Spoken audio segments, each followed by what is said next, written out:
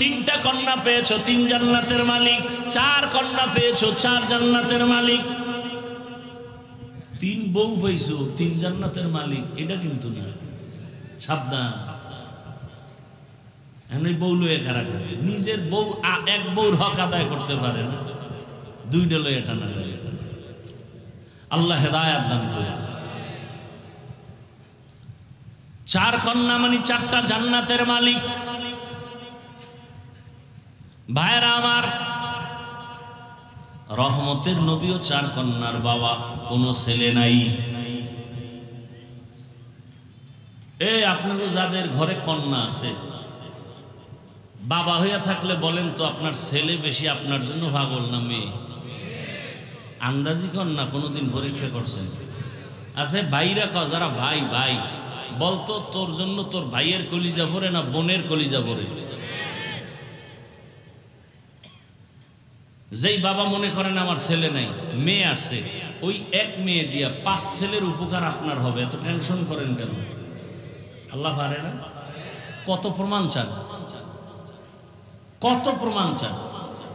5টা ছেলে, একটা গাঁজাখোর, একটা মদখোর, এইভাবে হলে এই ছেলে দিয়ে কোনো লাভ আছে? কন্যা কেমনই জানি জাহিরিতে এক শান্তি, বাবার জন্য কলিজা খেয়ে ফেলে। শ্বশুর বাড়ি থেকে দৌড় মারছে, বাবায় অসুস্থ, দৌড়, বারবার টেলিফোন করে, আমার আব্বু জানেন কি খবর? চোখের পানি ধরে রাখতে পারে না। আবার যদি শুনে ভাই কষ্টে আছে, বিপদে আছে, অন্য ভাইয়ের টেনশন নাই, বোনের ঘুম নাই, পাগল হয়ে যায়, মা আমার ভাইয়ের খবর কি? আল্লাহ কুদরতের কারিশমা দিয়া রাখছেন। রহমতের নবী আমার 40 বছর পরে কোরআন পাইলেন, মাত্র 5 আয়াত। 3 বছরে জিবরাইল আর আয়াত নিয়ে আসে না। এরপরে আবার আসলেন, ইয়া আইয়ুহাল মুদ্দাসসির কুম ফাআনজির ওয়া রাব্বাকা ফাকাব্বির ওয়া সিয়াবাকা ফাতাহহির। এইভাবে অল্প অল্প করে কোরআন আসতে লাগছে। কয়দিন? মাইয়ুরিদিল্লাহু বিহি খাইরান ইউফাক্কিহু ফিদ্দীন। আল্লাহ যাকে বেশি মহব্বত করেন তাকে তাফাক্কুহ ফিদ্দীনের মাকাম দান করেন। তাফাক্কুহ ফিদ্দীন আর একটা হলো তাআল্লুম ফিদ্দীন, দিন সম্পর্কে জানা, আর একটা হলো দিন সম্পর্কে মানা। যে যাকে চিনে না সে তাকে মানে না, যে যাকে চিনে সে তাকে মানার মতো না। আপনাকে কোনো বিধর্মী যদি জিজ্ঞাসা করে, এই ভাই তোমাদের ইসলামটা কেমন, আপনি কি বলবেন? খুব খারাপ। কি বলবেন? ভালো। বলবে কেমন ভালো? তোমাদের ইসলামে কি সব বিষয়ের সমাধান আছে? আপনি বলবেন হ্যাঁ আছে ঠিক, তবে রাষ্ট্রের ব্যাপারে একটু দুর্বলতা আছে। তো কেন বলেন রাজনীতি নাই? এতটুকু বলবেন ইসলামে দুর্নীতি নেই, পেটনীতি নাই। ইসলামে নাই মানে আমরা তো এমন দুর্বল ইসলাম না, আমরা তো পাওয়ারফুল ইসলাম মানি। নাই বলতে কিছু নেই। আর এ কথাও চিরসত্য মনে রাখবেন, লিখে রাখবেন, যতদিন পর্যন্ত এ জমিনে ইসলাম কায়েম হবে না ততদিন পর্যন্ত এই জমিনে শুধু চাপাবাজির আওয়াজ শুনবেন, শান্তি কপালে আসবে না কোনদিন না। আপনি চাপাবাজি করতে পারেন, শান্তি পেতে হলে ইসলাম ছাড়া কোনো রাস্তা নাই। ইসলাম কি বলে? একজন মুমিন আর একজন মুমিনকে যখন দেখবা সালাম দাও। সালাম মানে কি? এই ইকো দিল খা মাইকো লাগবে, ইকো দেয় কেন? ইকো রিভাব থাকবে, কোন ইকো থাকবে না। সালাম মানে কি বলেন? বলে না। শান্তি, এটা বলেন, স্পষ্ট বলেন। তাহলে আমি দোয়া করলাম তোমার উপরে শান্তি বর্ষিত হোক, সেও আমাকে দোয়া করলো ওয়া আলাইকুমুস, আপনার উপরে শান্তি বর্ষিত হোক। এখানে অশান্তি আসবে কেন? ইসলাম বলে বড়রা ছোটকে স্নেহ মায়ার নজরে দেখো, আবার বলে ছোটরা বড়দেরকে শ্রদ্ধার নজরে দেখো। তাহলে বড়রা যদি ছোটকে মায়ার নজরে দেখে কোনোদিন জুলুম করবে না। ছোটরা যদি বড়দেরকে শ্রদ্ধার নজরে দেখে কোনোদিন বেয়াদবি করবে না। কি ইসলাম নাই দেখা ছাত্র শিক্ষকের বিরুদ্ধে আন্দোলন করে। বাংলাদেশের 54 বছরের ইতিহাসে যা শুনি নাই। বিশেষ করে মাদ্রাসা লাইনে ওস্তাদের বিরুদ্ধে আন্দোলন, এটা কল্পনা। এখনো ওস্তাদদের সামনে ঘড়ি হাতে দেই না। এই বয়ান উঠছি টাইম দেখার লাগে ঘড়িটা দিছি, তাও ডান হাতে দিছি। জীবনে ঘড়ি হাতে দেই না, তাও বাম হাতে ভুলেও না, ডান হাতে দেই।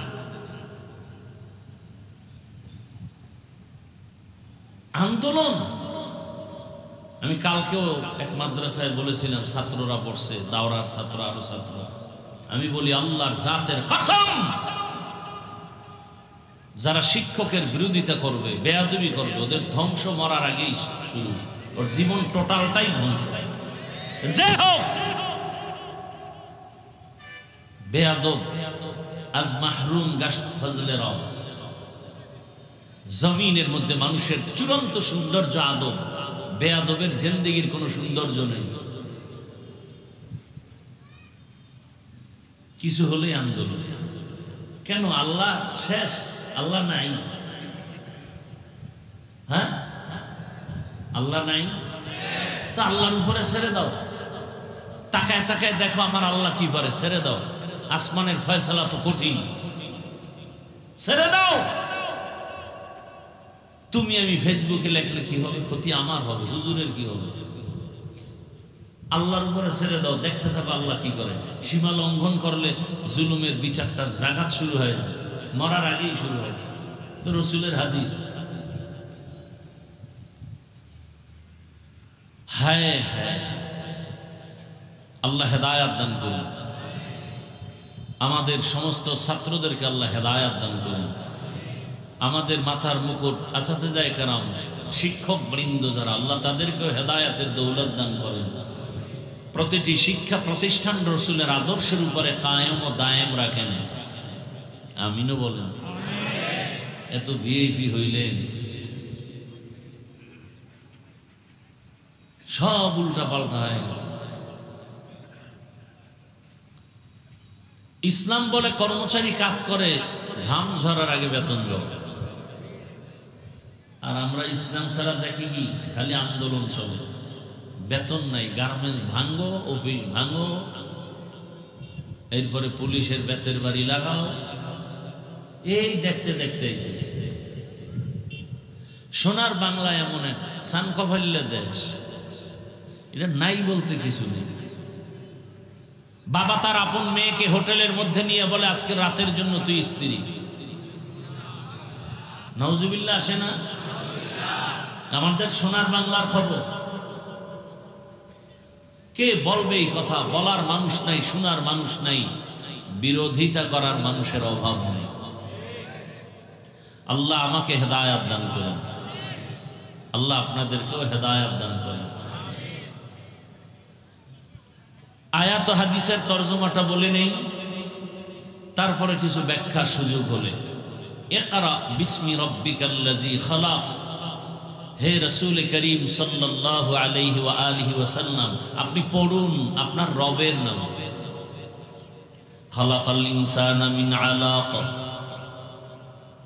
যেই রব সৃষ্টি করেছেন ইনসানকে জমাট রক্ত থেকে। ইকরা ওয়া রাব্বুকাল আকরাম। পড়ুন, আপনার রবের প্রশংসার বিবরণ দিন, বর্ণনা করুন, মহত্ব মর্যাদার বিবরণ দেন। আল্লাযী আল্লামা বিল কলম। যিনি ইলম দান করেছেন কলমের মাধ্যমে। আল্লামাল ইনসানা মা লাম ইয়ালাম। এমন জ্ঞান দান করেছেন যেই জ্ঞান সম্পর্কে ইনসান ছিল অনবহিতদের অন্তর্ভুক্ত। নবীজি বলেন সারা দুনিয়াতে তারাই শ্রেষ্ঠ যারা কোরআন নিজে শিখে অন্যকে শিক্ষা প্রদান করে। কোরআন শিক্ষা দেওয়া নেওয়া, যেমন ডাইরেক্ট কোরআন আলিফ বা তা সা পড়াচ্ছি, আপনি শিখতেছেন, এটাও কোরআন শিক্ষা, এটাও বড় দামি শ্রেষ্ঠ।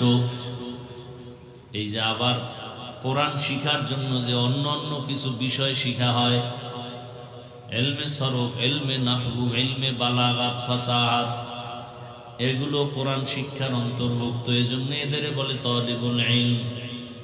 নবী বলেন এদের জন্য দোয়া করে নদীর মাছ, গর্তের পিপিলিকা পর্যন্ত দোয়া করে, কারণ এরা তালিবুল ইলম। তালিবুল ইলম যখন রাস্তা দিয়া চলে, ফেরেশতারা তাদের পাখা বিছায়া দেয়। ওয়া ইন্নাল মালাইকাতা লাতাযউ আজনিহাতাহা লিতালিবিল ইলম। তালিবুল ইলমের পায়ের নিচে পাখা বিছায়া দেয়, নূরের পাখা।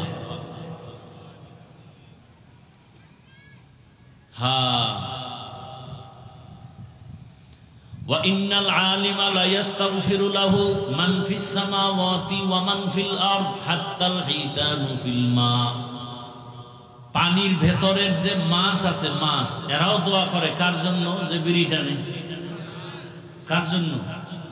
যে আলিফ বাতা শিখে, ইলম শিখে। কারণ ইলম আল্লাহর দেওয়া ইলম। এই ইলম শিক্ষা করার জন্য আল্লাহ কিছু মানুষ নির্বাচন করেছেন, যারা শিখবে, যারা শিখাবে।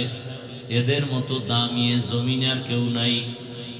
যেমন আমরা প্যান্ডেলে বসছি, বয়ান চলতেছে, আমরা কোরআন হাদিসের কথা বলি, আপনারা শুনতেছেন, শিখতেছেন।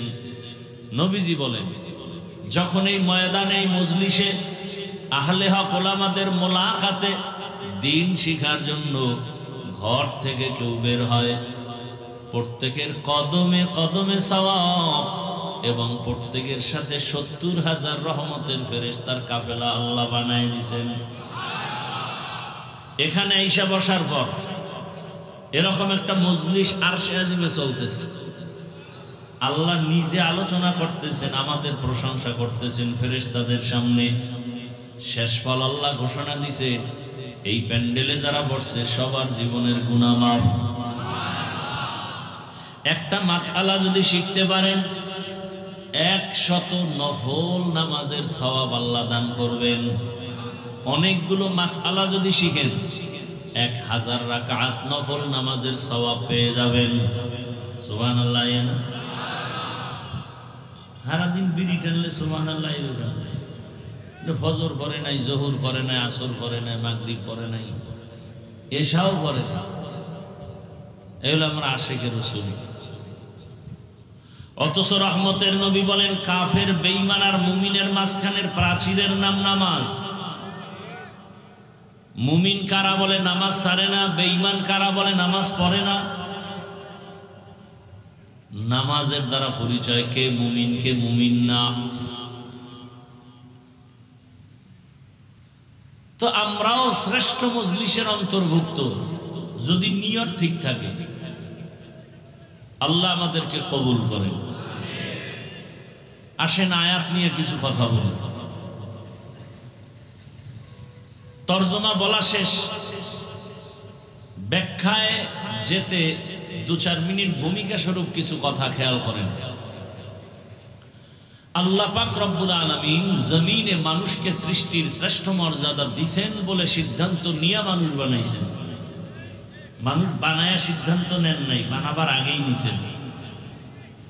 নূরের সৃষ্টি ফেরেশতারা শ্রেষ্ঠ না, আগুনের সৃষ্টি জিনেরা শ্রেষ্ঠ না। আল্লাহ তাআলা সিদ্ধান্ত নিয়েছেন মাটির সৃষ্টি মানুষ হলো শ্রেষ্ঠ। ওয়ালাকাদ কাররামনা বানি আদম ওয়া হামালনাহুম ফিল বাররি ওয়াল বাহরি ওয়া রাযাকনাহুম মিনাত তাইয়্যিবাত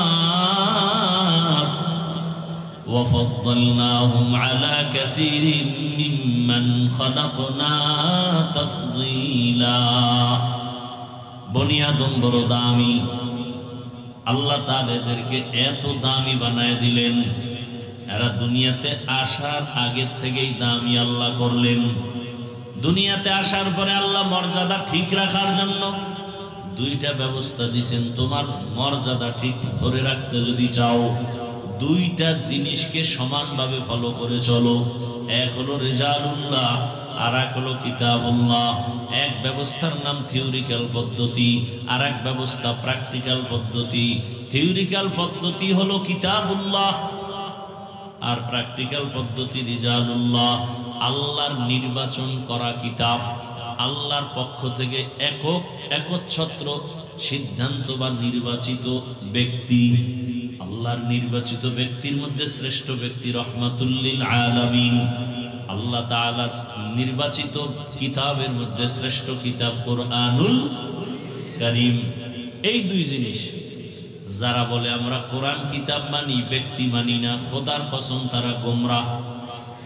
যারা বলে আমরা ব্যক্তির গোলাম হয়ে আছি, ব্যক্তির পূজা করি, কিতাব আদি বুঝি না ও মানি না, এরাও গোমরাহ। এই দোনো দল আমাদের দেশে আছে না? একদল বলে কোন আলেম মানি না, মাযহাব মানি না, ইমাম মানি না, কোরআন হাদিস সব মানি, আর কেউ রে মানি না। আসলে কোরআন হাদিস মানা কি জিনিস বুঝেই না।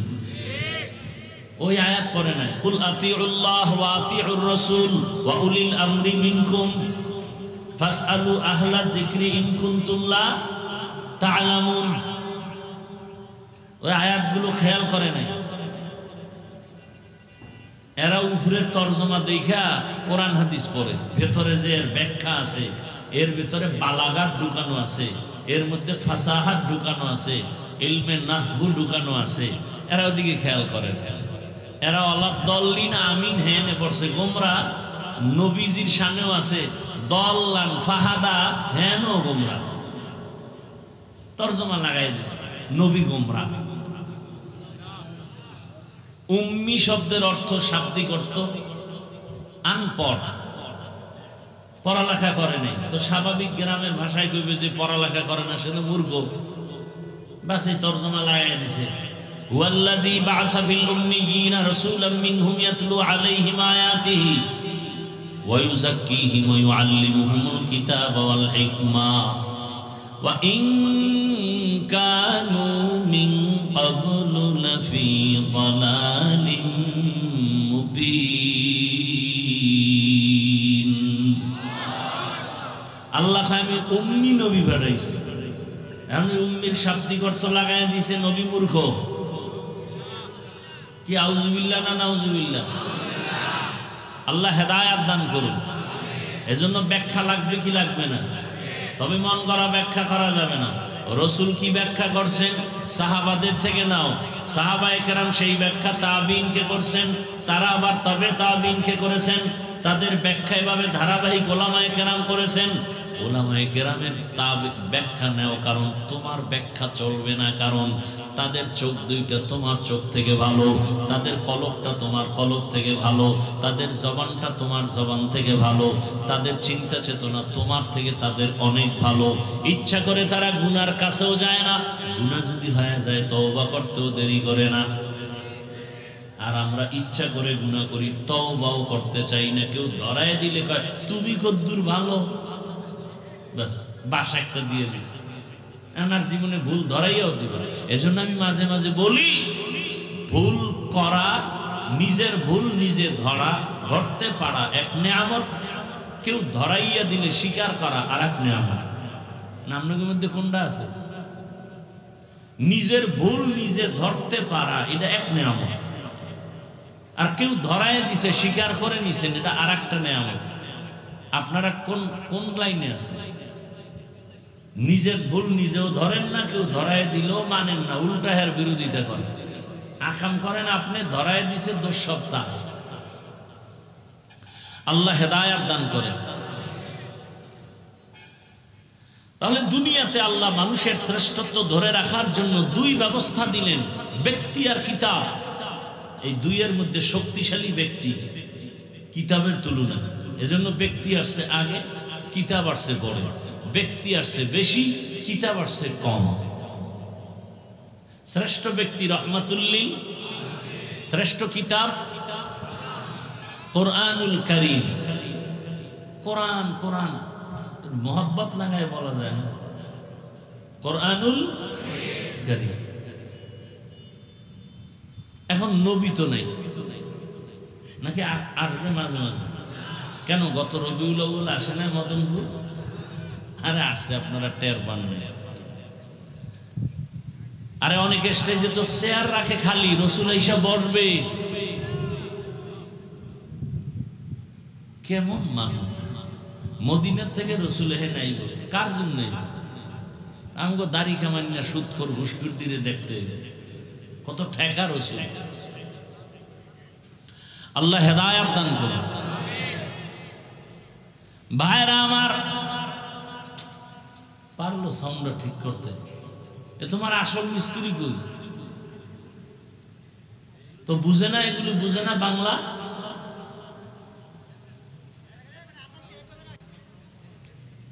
সাউন্ডটা শেষে গিয়ে দেখে, আপনারা বুঝেন না, সাউন্ডটা ফেটে যায়, বাঁকা হয়ে যায়।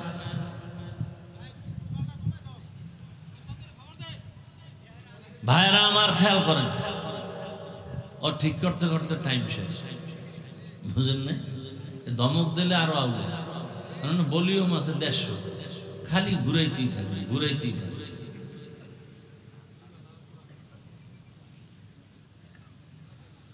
আল্লাহ, তাহলে রসুল নাই, কিয়ামতের আগে আর কোনদিন আসবেন, বয়ান দিবেন, ভালো করে মনে রাখবেন। সাহাবায়ে কেরাম আর কোনদিন আসবেন না, বড় বড় আইম্মায়ে কেরাম আর আসবেন না, আউলিয়ায়ে কেরামদের যারা বড় তারাও আর আসবেন না। কিয়ামত পর্যন্ত এই জাতি জান্নাতের সঠিক পথ যদি দুনিয়ার থেকে পেতে চায় এবং দুনিয়ার লাইনের শান্তির ঠিকানা যদি সবাই চায়, নির্ভেজাল শান্তির ঠিকানা, সংসারের শান্তি, ব্যবসার শান্তি, চাকরির শান্তি, ব্যক্তির শান্তি, পরিবারের শান্তি, সব শান্তির ঠিকানার নাম ইসলাম। শান্তির ঠিকানার নাম কি? আর এই ঠিকানা সঠিকভাবে নিঃস্বার্থভাবে উম্মতের দেখায় দিবে একমাত্র উলামায়ে কেরাম। এই জন্য নবী বলেন, আল উলামা ওয়ারাসাতুল আম্বিয়া, উলামায়ে কেরাম আম্বিয়ায়ে কেরামের ওয়ারিস। কিন্তু এরা টাকা পয়সার ওয়ারিস না। কি উলামায়ে কেরাম রাসূলের কি ওয়ারিস? কথা শেষ। টাকা পয়সার ওয়ারিস না বললেন কেন? হ্যাঁ, আল্লাহ বুঝাই দিছেন, এর মধ্যে টাকার লোভ ঢুকতে পারে না। তোমরা টাকা পয়সার ওয়ারিস না, তার মানে তোমাকে টাকা পয়সার চিন্তা করা যাবে না, সেই চিন্তা করবেন আল্লাহ। তোমার চিন্তা উম্মতের হেদায়াত। ওয়াজআলনা মিনহুম আইম্মাতান ইয়াহদুনা বিআমরিনা। আরে আমরা বুঝি না আমগো কাম কি, আমরা বাক করে ফেলছি। জিকির টিকির কয়টা আলেমগো কাজ না, এই জিকির করবে পিসাবরা, জিকির এডি সব পিসাবগো। অথচ আল্লাহ কি বলেন? ফাসআলু আহলা যিকরি ইন কুনতুম লা। আহলে জিকিরদার এখানে মাকসাদ কি? ওলামা। আহলে জিকিরদার উদ্দেশ্য কি? তো ওলামা ডাইরেক্ট বললি তো, আহলে জিকির বলে ওলামা নিলেন কেন? কারণ কি? বালাগাত ঢুকো, আল্লাহর প্রত্যেকটা কথার মধ্যে কত লাইনের অলংকার ঢুকানো। আহলে জিকির মানে ওলামা, তাহলে ওলামা বললেই তো ডাইরেক্ট হয়। আহলে জিকির বললেন কেন? বলে ওলামা তো জিকির ছাড়া আলেম হতে পারে না। অল টাইম তার অন্তরে মাওলার জিকির, জবানে মাওলার জিকির। মান আহাব্বা শাইআন আকসারা যিকরাহু, যে যারে বেশি মহব্বত করে তার জিকির তার মধ্যে বেশি থাকে। উলামায়ে কেরাম এই জাতির ওয়ারিস, এই জাতির ইমাম। কিয়ামত পর্যন্ত জাতি নবী পাবে না, সাহাবা পাবে না, আউলিয়া পাবে না, বড় বড় কাউ ইমাম পাবে না। ইমাম বুখারীকে পাবে না, ইমাম আবু হানিফারে পাবে না। এই জাতি দুনিয়ার লাইনে শান্তির পথ দেখবে। এই জাতি ব্যক্তির জীবনের শান্তি, পরিবারের শান্তি, ব্যবসার শান্তি, চাকরির শান্তি, দুনিয়ার শান্তি, পরকালের শান্তির একমাত্র আয়নাই হলো উলামায়ে কেরাম। উলামায়ে কেরামকে দেখে মানুষ পানি পান করা শিখে, তাকায় থাকে হুজুরে কেমনে পানি পান করে, হুজুরে কেমনে জুতা পরে, হুজুরে কেমনে জামা পরে, হুজুরে কেমনে হাসে, এগুলো সব সাধারণ মানুষ দেখে। এই জন্য আমি আমার ইসলাহি প্রোগ্রামে মাদ্রাসায় প্রত্যেক মাসের দ্বিতীয় শুক্রবার ইসলাহ মাগরিবের পরে শুরু হয়, আসরের পরে শুরু হয়। মাগরিবের পরে সব সাধারণকে আলেমকে বয়ান, এশার পরে শুধু ওলামাদের মজলিস হয়, খাস ওলামায়ে কেরাম। এর জন্য আমি বলছিলাম ইসলাহিতে, একজন আলেম শুধু আপনি কি মনে করছেন আপনি খাইবেন ঘুমাইবেন শেষ না। আমি হাফিজুর রহমান একজন ব্যক্তি, আমার দায়িত্ব কতগুলো। আমি সন্তানের বাবা, অতএব সন্তানের কাছে আমি আদর্শ। আমি একজন স্বামী, স্ত্রীর কাছে আদর্শ। আমি একজন শিক্ষক, ছাত্রদের কাছে আদর্শ। আমি একজন মসজিদের খতিব, ইমাম, মুসল্লিদের কাছে আমি আদর্শ। আমি একজন উম্মতের বক্তা, উম্মতের কাছে আমি আদর্শ। আমি তাহলে আমারে কত মানুষ ফলো করে? সন্তান আমারে ফলো করে, আব্বার আদর্শ কেমন, স্ত্রী ফলো করে, স্বামীর আদর্শ দেখে শিখবো। আমার ছাত্র আমাকে ফলো করে, হুজুরের আদর্শ কেমন শিখবো। আমার মুসল্লিরা ফলো করে, ইমাম সাহেবের আদর্শ কেমন শিখবো। তাহলে আমি একজন আলেমের উপরে কত দায়িত্ব। আলেমদের যে কাজটা, এটা ডাক্তার পারবে না, ইঞ্জিনিয়ার পারবে না, এই কাজটা কোনো প্রফেসর পারবে না। কিন্তু প্রফেসরের কাজ আর একজনের কোনো রকম পারতে পারে, ডাক্তারের কাজ আর একজনে আঞ্জাম দিতে পারে, আলেমের কাজটা আর একজনে আঞ্জাম দিতে পারবে না। এজন্য আল্লাহ বলেন, আমি আলেমকে দায়িত্ব দিলাম, তুমি হেদায়েতের পথে মানুষকে ডাকো, আর তোমার সম্মান, তোমার ইজ্জত, তোমার রিজিকের সব ব্যবস্থার জিম্মেদারি আমি আল্লাহ। হায় হায় হায় হায়, হুব্বুদ দুনিয়া রাসু কুল্লি খাতিয়া, সব ধ্বংস দুনিয়ার ভালোবাসায় পড়ে সব শেষ, সব শেষ। এখন একটা সময় বাংলাদেশের ওলামায়ে কেরাম সব এক হইলে সব মানুষ বলে, হুজুর দুনিয়ায় বহু আকাম করছি, আপনারা সব এক হন, এবার একটা খেলা হয়ে যায়। কি হুজুরেরা রেডি হয়ে গেছে, আমরা এক হবো না, হবে না। আবার একদল পিছনে টাকা ঢালতেছে কোটি কোটি, আলেম যেন এক হইতে না পারে। নাস্তিকদের মাথা গরম, বেঈমানের মাথা গরম, মুনাফিকের মাথা গরম। এই মুহূর্তে আলেম যদি এক হয়ে যায়, আমগো চান্দি শেষ, ধান্দাবাজি শেষ, চান্দাবাজি শেষ। কারণ আলেম যদি এক হয়ে যায়, পুরা জনগণ এক হয়ে যাবে। আর এই জমিনে কোনো নাস্তিক, কোনো বেঈমান, কোনো মুনাফিক আলেমদের চোখের দিকে তাকায় কথা বলার সাহস পাবে না।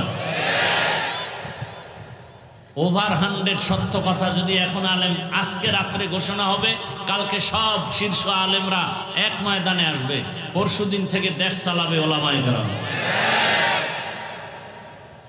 কোটি কোটি কোটি টাকা পেছনে ঢালা হচ্ছে, আলেম যেন এক হতে না পারে। এটা কঠিন এক ষড়যন্ত্র, কঠিন, বলতেও পারি না, সইতেও পারি না। চারিদিকে আসমান, পালাবো কই? কঠিন এক হালাত। বেশি বেশি বেশি বেশি দোয়া করেন, ওলামায়ে কেরামের পক্ষে থাকেন, তাদেরকে এক হওয়ার জন্য দোয়া করেন। টুকটাক বিরোধিতা বন্ধ করে দেন। বুঝেন না কথা? কি বলবো? চরমনায়ের নায়েবে আমিরুল মুজাহিদিন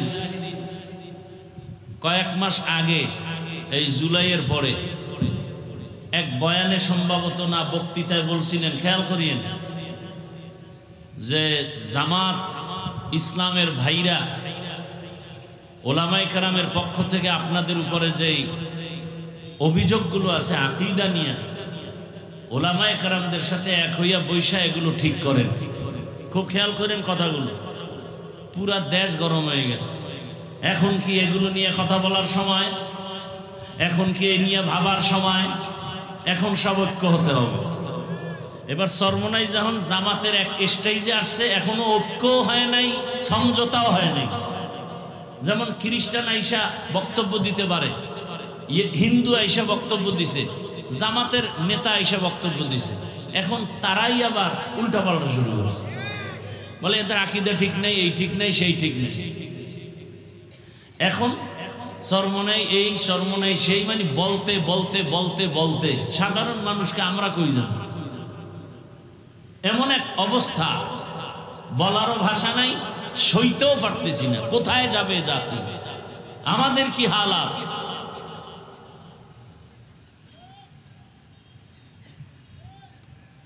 আপনারা জামাত চরমনাই ঐক্য হইছে এরকম কোন দলিল আছে? সমঝোতা হতে পারে, তাও পিশাব বলছে নির্বাচনের সিট এখানে জামাত থাকলে ইসলামী আন্দোলন বাক্স দিবে না, ইসলামী আন্দোলন দিলে জামাত বাক্স দিবে। এটা সমঝোতা সিটের ঐক্য না। সেদিন এক বড় আলেম, আমার খুব আপন মুরব্বী, বলতেছে এইটা হইল। আমি বললাম হইছে কোথায়? হইলে তো দেখবেন মিডিয়া আসবে, সাংবাদিক সম্মেলন হবে, ঘোষণা হবে। হুদা একটা ওই উঠে দিয়েছে, শুরুতে বলছি না, তদন্ত নাই, কিছু নাই, ফট করে সিলে কান নিয়ে গেছে, দৌড়াচ্ছে সিলের পিছনে। কান আছে না নাই খবর নাই। আল্লাহ হেদায়াত দান করুন। আবারও বললাম, উলামায়ে কেরামদেরকে আল্লাহ এক ও ন্যাক হয়ে কাজ করার তৌফিক দান করেন। তো আল্লাহ পাক দুই জিনিস দিলেন, কোরআন আর ব্যক্তি। নবী নাই, নবীর অবর্তমানে দায়িত্ব পালন করবে কারা?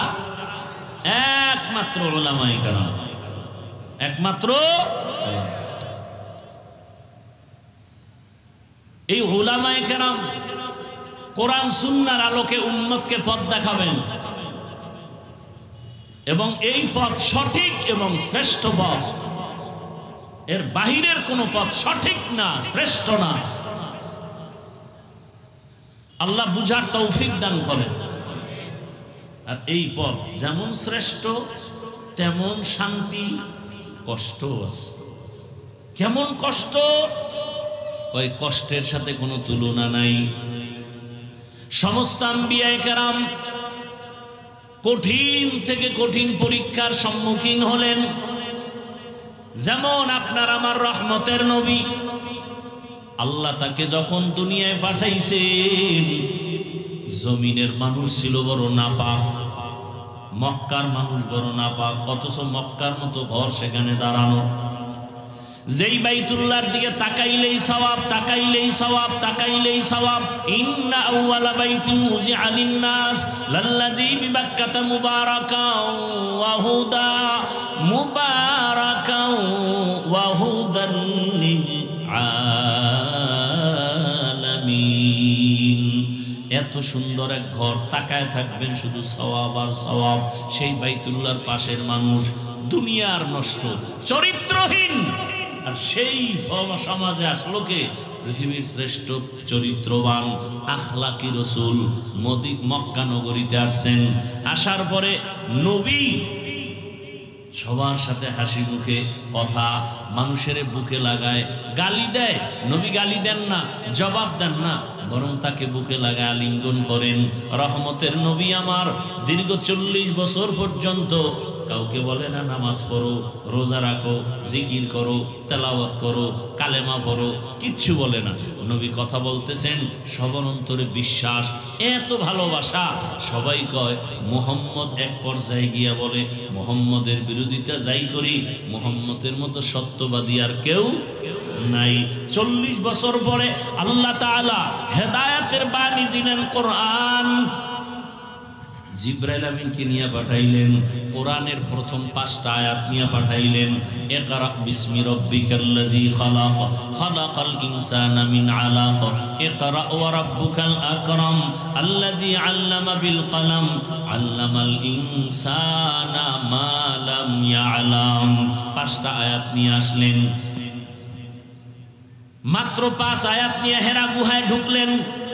রসুলের সিনার সাথে জিবরাইল আমিনের সিনা লাগাইয়া হালকা চাপ দিয়া বললেন, ইকরা, হে রসুল আপনি পড়েন। সবাই অনেক তরজমা আপনারা দেখবেন ব্যানারে, ইকরা বিসমি রব্বিক, পড়ো তোমার প্রভুর নামে হে রসুল। আমি তরজমা করেছি, হে রসুল পড়ুন আপনি আপনার রবের নাম। ওলামায়ে কেরাম লিখেছেন, রব শব্দের অর্থ প্রভু বললে হক আদায় হয় না। রব শব্দের অর্থ এক শব্দে হবে না, এক বাক্য দিয়া রবের তর্জমা হবে। কেমন? বলে রব হলেন তিনি, সমস্ত প্রাণীদের প্রয়োজনের অগ্রিম আয়োজন করেন যিনি, তিনি হলেন রব। যখন এক চাপ দিলেন নবী বললেন মা আনা বিকারিন, আমি পড়তে জানি না। আর একটা চাপ দিলেন নবী বললেন আমি পড়তে জানি না। কয় চাপ হলো? এবার শেষবারে খুব জোরে চাপ দিছেন নবী। এবার পড়তে জানি না তাও বলেন নাই, পড়তে জানি তাও বলেন নাই। নবী বলেন আমার উপরে মৌতের কষ্ট শুরু হয়ে গেল, সীমাহীন জ্বর। জিব্রাইল চাপ দিয়ে চলে গেল। আমি বের হয়ে গেলাম ঘরে, খাদিজার ঘরে। খাদিজার ঘরে গিয়া নবী বললেন জাম্মিলুনি জাম্মিলুনি, আমাকে কম্বল দিয়ে আবৃত করে নাও।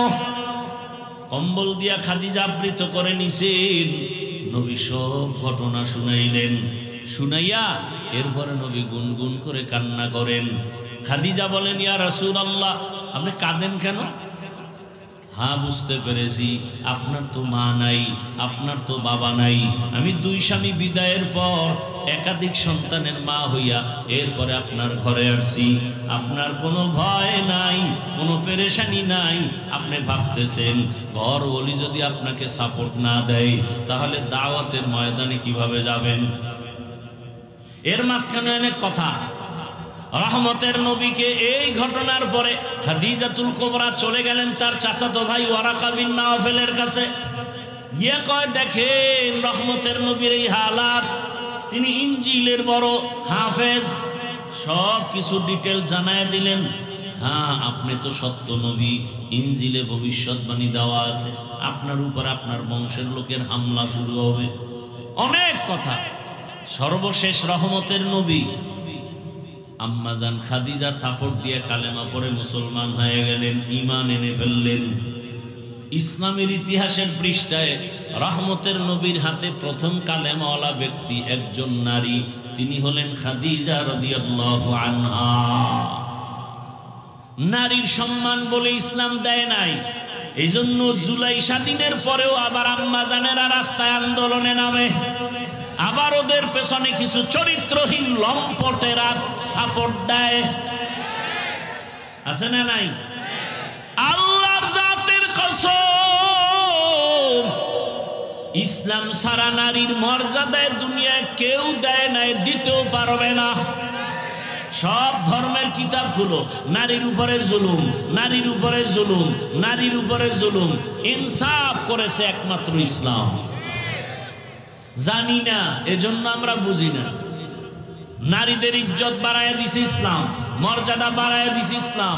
বলতে গেলে অনেক সময় কি পরিমাণ, যেমন একটা প্রমাণ হলো হাসরের ময়দানে আল্লাহ যদি জিজ্ঞাসা করে আমার হাবিব রহমতের নবীর হাতে কে প্রথমে কালেমা পড়ে আমার রসুলকে সান্ত্বনা দিয়েছো, কোন পুরুষ দাঁড়াতে পারবে না, একজন নারী দাঁড়ায় বলবেন দয়াময় রব্বুল আলামিন হাবিবের হাতে প্রথম ঈমানওয়ালা আমি একজন নারী। নাম কি? খাদিজা আপনার ছোট বোন না? তো সুন্দর করে বলবেন না, খাদিজাতুল কুবরা রাদিয়াল্লাহু আনহা, রাদিয়াল্লাহু আনহা। আল্লাহ সবাইকে কবুল করেন। ও পর্দার আড়ালের আম্মা জানেরা, আল্লাহ যদি জিজ্ঞাসা করে হাসরের মাঠে ইসলামের পতাকা উড্ডীন করার জন্য কে প্রথমে শহীদ, কেউ সাহস পাবে না, পুরুষেরা চুপ। একজন নারী দাঁড়ায় বলবেন হে দয়ার মালিক, ইসলামের পতাকা উড্ডীন করার জন্য প্রথম গলা কাটা শহীদ, আমি রক্ত ঝরাইছি, আমি একজন নারী সুমাইয়া রাদিয়াল্লাহু আনহা। নারীর মর্যাদা। আল্লাহ যদি জিজ্ঞাসা করে আমার দিন রক্ষার জন্য আমার রসুলের ভালোবাসা নিয়ে প্রথম হিজরতের মতো মর্যাদার পথে কে আগাইছো, কোন পুরুষ দাঁড়াতে পারবে না। একজন নারী দাঁড়ায় বলবেন হে মালিক, ইসলামের পতাকা ঠিক রাখার জন্য, তোমার দিন হেফাজতের জন্য প্রথম হিজরতের পথে আমি এক নারী বের হয়েছি, আমি হলাম রহমতের নবীর কন্যা রুকাইয়া রাদিয়াল্লাহু আনহা। এইভাবে একটা একটা যদি বলি নারীর মর্যাদার শেষ করা যাবে না। আজ আমার আম্মা জানেরা নারী ইজ্জত পায় না, সম্মান দেয় নাই। আরে ইসলাম ছাড়া কে দিবে সম্মান? নারী বাবার ঘরে আসবে কন্যা, তুমি ওরে লালন পালন করো, কারণ তুমি একটা কন্যা পেয়েছো, তুমি একটা জান্নাতের মালিক হয়ে গেছো। রহমতের নবী বলেন, আমি এমন এক সময় মক্কা নগরীতে আসছি যেই সময় নারীকে পছন্দ করে না, বাবা কন্যা হলে কষ্ট পায়, নিজ হাতে নিজের কন্যা গলা টিপে মেরে ফেলে। আর আমি নবী, রহমতের নবী, আল্লাহর খুব আদরের নবী, আমি রহমতের নবীর কোনো ছেলে নাই, আমি 4 কন্যার বাবা, আমি 4 কন্যার বাবা। অতএব তোমরা যারা কন্যা পেয়েছো শুকর আদায় করিও।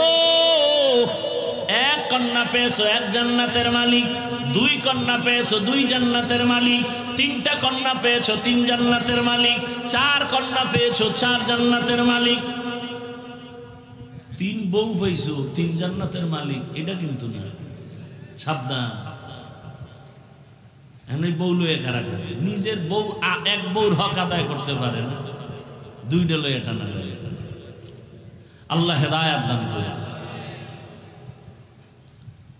4 কন্যা মানে 4টা জান্নাতের মালিক। ভাইরা আমার, রহমতের নবীও 4 কন্যার বাবা, কোনো ছেলে নাই। এই আপনাদের যাদের ঘরে কন্যা আছে, বাবা হইয়া থাকলে বলেন তো আপনার ছেলে বেশি আপনার জন্য পাগল না মেয়ে? আন্দাজি কন্যা কোনোদিন পরীক্ষা করছেন? আছে ভাইরা যারা ভাই ভাই বলতো তোর জন্য তোর ভাইয়ের কলিজা ভরে না বোনের কলিজা ভরে? যেই বাবা মনে করেন আমার ছেলে নাই, মেয়ে আসছে, ওই 1 মেয়ে দিয়া 5 ছেলের উপকার আপনার হবে, এত টেনশন করেন কেন? আল্লাহ পারে না? কত প্রমাণ চান, কত প্রমাণ চান? 5টা ছেলে, একটা গাঞ্জাখোর, একটা মদখোর, এইভাবে হলে এই ছেলে দিয়ে কোনো লাভ আছে? কন্যা কেমনই জানি জাহিরিতে এক শান্তি, বাবার জন্য কলিজা খেয়ে ফেলে। শ্বশুর বাড়ি থেকে দৌড় মারছে, বাবায় অসুস্থ, দৌড়, বারবার টেলিফোন করে, আমার আব্বু জানেন কি খবর? চোখের পানি ধরে রাখতে পারে না। আবার যদি শুনে ভাই কষ্টে আছে, বিপদে আছে, অন্য ভাইয়ের টেনশন নাই, বোনের ঘুম নাই, পাগল হয়ে যায়, মা আমার ভাইয়ের খবর কি? আল্লাহ কুদরতের কারিশমা দিয়া রাখছেন। রহমতের নবী আমার 40 বছর পরে কোরআন পাইলেন, মাত্র 5 আয়াত। 3 বছরে জিবরাইল আর আয়াত নিয়ে আসে না। এরপরে আবার আসলেন, ইয়া আইয়ুহাল মুদ্দাসসির কুম ফাআনজির ওয়া রাব্বাকা ফাকাব্বির ওয়া সিয়াবাকা ফাতাহহির। এইভাবে অল্প অল্প করে কোরআন আসতে লাগছে। কয়দিন? কয়দিন? এই কয়দিন? 23 দিন। 23 বছর লাগছে 250 গ্রাম কোরআন আইতে। তাও কার কাছে? সৃষ্টির শ্রেষ্ঠ মহাব্যক্তি, যার জেহেনের তুলনা নাই, জ্ঞানের তুলনা নেই, তার কাছে কোরআন আসতে লাগছে কয়দিন? আর সেই কোরআন আপনি রাইতে বইরা মুফাসসির, রাতারাতি বইরা মুফাসসিরে কোরআন। ও ভিজিটিং কার্ডে লিখতে তো 200 টাকার বেশি লাগে না।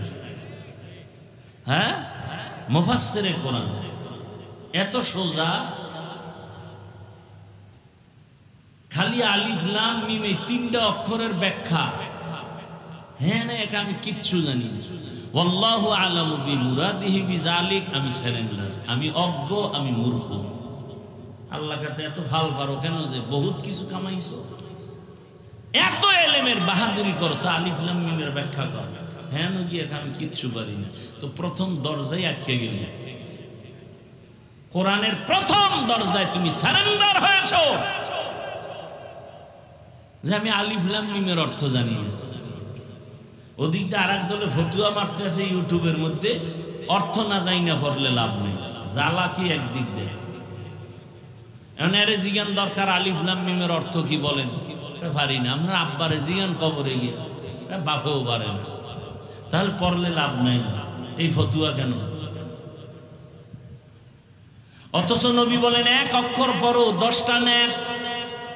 কয়টা নেক? আল্লাহর কোরআন শুধু তাকায় দেখো সওয়াব, কোরআনের লাইনে লাইনে আঙ্গুল টানো সওয়াব। দেখা দেখা কোরআন পড়বা, মরণের আগে চোখের পাওয়ার নষ্ট হবে না। মুসলমানের ঘরে কোরআন নাই, অনেকের ঘরে কোরআন আছে, 15-20 বছর হয়েছে, একদিনও খুলিয়াও দেখে না ভেতরটা কেমন। বড় আফসোস, আল্লাহর রসুলের কাছে কোরআন আসার সূচনা কত কঠিন, নবীর মরণের কষ্ট। আচ্ছা, আল্লাহ নিজেই বলেন নবী আপনার কষ্ট করা লাগবে না। লা তুহাররিক বিহি লিসানাকা লিতাআজালা বিহি ইন্না আলাইনা জামাআহু ওয়া কুরআনা। আমি কোরআন আপনার সিনায় জমা করে দিব, কষ্ট করা লাগবে না। অথচ সেই 5 আয়াতের জন্য নবীর এমন জোরে চাপ দিল, জ্বর উঠে গেল। নবীরে কষ্ট দিল কেন? আল্লাহ এমনিই দিতেন, আবার চাপ দিলেন কেন? দিলেন 3বার চাপ দেওয়া হলো কেন? আবার প্রথম 2 চাপে নবী বললেন আমি পড়তে জানি না, তৃতীয় চাপে নবী পড়তে জানি না বলেন না, তবে চুপ থাকলেও তো পড়ার উপরে সমর্থন আছে, আছে না নাই? নবী পড়তে জানি না বললেন কেন? এর এক জবাব হলো জিবরাইল আমিন রেশমি রুমালে লেখা আয়াতগুলো আল্লাহর পক্ষ থেকে ধইরা বলে ইকরা, নবী আপনি পড়েন। নবী তো উম্মি, দেখা পড়তে পারে। নবী বলেন মা আনা বিকারিন, আমি পড়তে নবী জানেন না মানে কি মূর্খ? নবী পড়তে জানেন না কথার অর্থ দুনিয়ার কারো কাছে রাসূল পড়া শিখেন নাই। কার কাছ থেকে? আল্লাহর পক্ষ থেকে রাসূল শিখছেন সব। দেখে দেখে নবী পড়তে পারেন। তৃতীয় চাপে রাসূল পারি নাও বলেন নাই, পারিও বলেন নাই, বরং রহমতের নবী দিলেন। এমনি তো একটা কথা এখানে থাকে, একটা ছেলে কিচ্ছু পারে না, ওরে আইনা পড়ে, এই বলো বাবা আউযু, ও কয় কি আউযু, বলে বিল্লাহি। বাচ্চাটাও কি বলে? বিল্লাহি মিনাশ, পারে না। তা রসুলের সামনে জিবরাইল যখন কইছে ইকরা, তো নবী তো বলবেন ইকরা, বা জিবরাইল বলছে ইকরা বিসমি রাব্বিকাল্লাযী খালাক, নবীও বলবেন ইকরা বিসমি রাব্বিকাল্লাযী খালাক। নবী দোনোবার কইলেন আমি পারি না। তৃতীয় চাপে তো অবস্থা খারাপ, অসুস্থ। এখানে অনেকে জবাব দিছেন একটা, নবী প্রথম 2 চাপে না পড়ে বুঝাইছেন কার নামে পড়বো বলা নাই। তৃতীয় চাপে বলা হয়েছে রবের নামে পড়ো। আমি এটাকে সমর্থন দিলাম, দুনিয়ার সব পড়া ছাড়ো, রবের পড়াটাকে ধরো। দুনিয়াতে পড়া 2 লাইনে চলে, রবের নাম সহ, রবের নাম ছাড়া। কি? রবের নাম সহ পড়া, মাদ্রাসার পড়া, কোরআনের পড়া। আর রবের নাম ছাড়া পড়া দুনিয়ার শিক্ষা, জাগতিক শিক্ষা, জেনারেল শিক্ষা। 2 পড়ার উদ্দেশ্য আলাদা, সিস্টেম আলাদা, ফলাফলও আলাদা। একটা দুনিয়া আর একটা আখেরাত। তবে আল্লাহর নাম সহ যদি পড়ে ওই লাইনে গিয়াও সে সফল। যেমন বহু ডাক্তার, ইঞ্জিনিয়ার, প্রফেসর নামাজি নাই, নাই? তাহলে আপনি কেন বলবেন ডাক্তার হওয়া খারাপ, ইঞ্জিনিয়ার হওয়া খারাপ, প্রফেসর হওয়া খারাপ?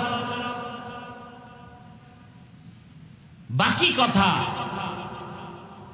স্বাভাবিক কথা হলো যারা আল্লাহর নাম বাদ দিয়ে পড়বে এরা ডাক্তার হতে পারে, ইঞ্জিনিয়ার হতে পারে, কিন্তু মানুষ হওয়া কঠিন। মানুষ হওয়া, যেমন এমবিবিএস ডাক্তার হইছে তাসলিমা নাসরিন, মানুষ হতে পারে নাই। মানুষ, ঢাকা কলেজের প্রফেসর আহমদ শরীফ প্রফেসর হইছে ঠিক, কিন্তু মানুষ হতে পারে নাই। মানুষ হতে হলে লাগবে আল্লাহর কোরআনের ছোঁয়া। এখন অনেকে বলবে আমরা স্কুল কলেজে যারা পড়ি আমরা কি মানুষ না? তুমি মানুষ কি না, না অলুমান? এটার জন্য প্রশ্ন হলো তুমি জানোনি, ও স্কুল কলেজের ছেলে মেয়েরা, ভাই বোনেরা, জানোনি মাকে বিবাহ করা হারাম? জানেনি? বলেন না কেন? জানে। বিয়া ছাড়া সন্তান জন্ম দেওয়া হারাম জানেনি? যদি বলেন জানে, তাহলে আমার জবাব হলো তারা মানুষ। কিন্তু প্রশ্ন আবার থেকে যায়, কি ওরা যে জানলো মাকে বিবাহ করা হারাম, বিয়া ছাড়া সন্তান জন্ম দেয়া হারাম, এটা কি কলেজের বই বইরা জানছে? হ্যাঁ, অবশ্যই কোনো না কোনো ভাবে আল্লাহর কোরআনের ছোঁয়া পেয়েই জানছে। তাহলে ফাইনাল অ্যান্সার কি? মানুষ হওয়ার শিক্ষাই হলো কোরআনের আলোর শিক্ষা। কোরআনের ছোঁয়া ছাড়া মানুষ হওয়া যায় না। এই জন্য ডাক্তার নামাজ পড়ে কেন? তাবলীগের ছোঁয়া লাগছে, খাঁটি আল্লাহওয়ালার নজর লাগছে, কোরআন পড়তে পারে, এই জন্য সে ডাক্তার হইয়াও নামাজ পড়ে, ইঞ্জিনিয়ার হইয়াও নামাজ পড়ে, কলেজের প্রফেসর হলেও নামাজ পড়ে, উকিল হইয়াও নামাজ পড়ে, চাকরি করে নামাজ পড়ে, র্যাব আর্মি পুলিশ বিডিআর হইয়াও নামাজ পড়ে, ওসি ডিসিএসপি হওয়ার পরেও নামাজ পড়ে। কেন? বলে কোরআনের ছোঁয়া লাগছে, তাবলীগের মাধ্যমে, আল্লাহওয়ালাদের মাধ্যমে, আলেম ওলামাদের মাধ্যমে। আর যেই লাইনের পড়া ওখানে তো কোরআন নাই, বরং আন্দোলন আর স্বাধীনতার পরেও শিল্পী পাঠাচ্ছে স্কুলে, প্রাইমারিতে গান শিখাবে। কি কোরআন শিখাবার শিক্ষক নাই, আর নতুন আবার আন্দোলনে নামো। বারবার আন্দোলন করলে স্বাধীন করলা কি? কি স্বাধীন করলা? দেশ স্বাধীন হলে আবার পানির মধ্যে লাশ ভাসে কেন? স্বাধীনই যদি হয়ে থাকে তাহলে মা বোন ধর্ষিতা হয় কেন? স্বাধীন হয়ে থাকলে ব্যবসায়ীর দোকানে চাঁদাবাজি হয় কেন? বুঝে ফেলেছি এই স্বাধীন হবে না, নতুন একটা স্বাধীন করতে হবে। যেই স্বাধীন হলে দেশ ঠান্ডা হবে, ওই স্বাধীন হবে ইসলামের স্বাধীন।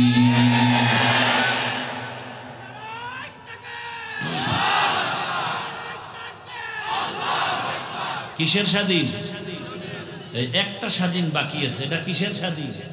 এই ইসলামের স্বাধীন না হওয়া পর্যন্ত এই জমিনে শান্তি আসবে সম্ভব? রাগ করতেছেন না? আল্লাহ হেদায়েত দান করেন। স্বাধীন হয়েছে, এখনো ওয়াজে বাধা কেন?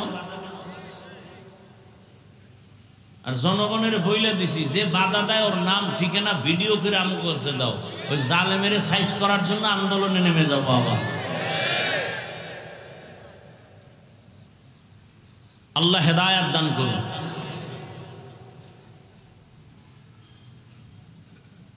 কি এক কঠিন হালাত। তাহলে এই আল্লাহর মানুষ, আল্লাহর আইনে মানুষ হওয়ার শিক্ষা, এটা মাদ্রাসার শিক্ষা। তার মানে স্কুলে কি মানুষ হওয়া যাবে না? যাবে। স্কুলে পড়ো, কলেজে পড়ো, ডাক্তার হও, ইঞ্জিনিয়ার হও, ওলামায়ে কেরামের সাথে সম্পর্ক, মোহাব্বত, দোয়া, মা বাবার সাথে সম্পর্ক, দোয়া, শিক্ষকের দোয়া, আলেম ওলামার দোয়া নিয়ে চললে স্কুলে পড়লেও মানুষ, কলেজে পড়লেও মানুষ, ডাক্তার হলেও মানুষ, ইঞ্জিনিয়ার হলেও মানুষ। মূল ফ্যাক্টরি মাদ্রাসা, মূল। বাকি আমরা চাই কলেজেও কোরআনের আয়াতের তেলাওয়াত চালু হয়ে যাক। কি বলেন? আমরা চাই ওখানেও কোরআনের শিক্ষা চালু হয়ে যাক, 100 নম্বরে পরীক্ষা হোক। তাহলে কলেজে পড়িয়া আমার বোন আর ধর্ষিতা হবে না। আল্লাহ বুঝার তৌফিক দান করে।